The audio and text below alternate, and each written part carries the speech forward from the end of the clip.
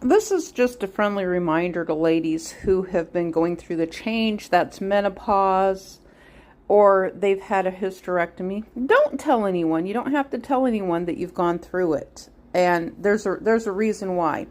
Okay, there's an element of narcissist single men. You know, in the United States military, we call them Jody. Now, they actually like married women for the fact that if they get a woman pregnant, then she has a husband and he don't have to worry about the baby. And that's the same thing with males who are after those ladies over 40. They think they're hot only because of the fact that they can get with a woman and they don't have to worry about getting her pregnant. But then again, surprise. So say you didn't have a hysterectomy.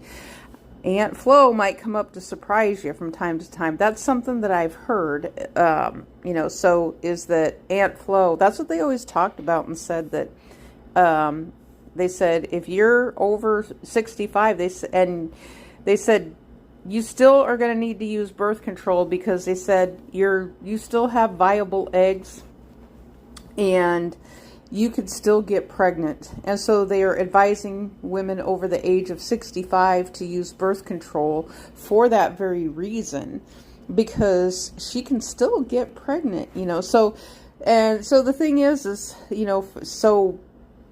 that's just something to think about. And, that's the only reason I'm reminding you ladies out there, if you're listening to this related to menopause, it should be menostop. I agree with the other ladies who said it should be menostop.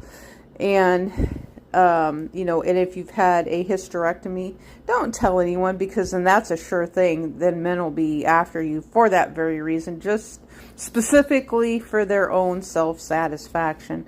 They don't need to know any of that. In fact, lie and tell them, lead them to believe that you can still get pregnant. And then that way they'll leave you alone if they're less inclined. Just tell them up front they're going to sign a document that they had procreations with you. I think that would be enough to scare them off.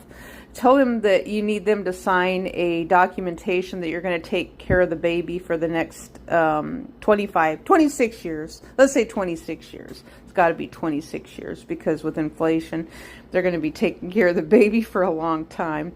Maybe even after grandma has passed on to glory beyond the pearly gates, because he's going to have to care for that baby since she's 65 years old and she can still get knocked up in the nursing home. And so thanks for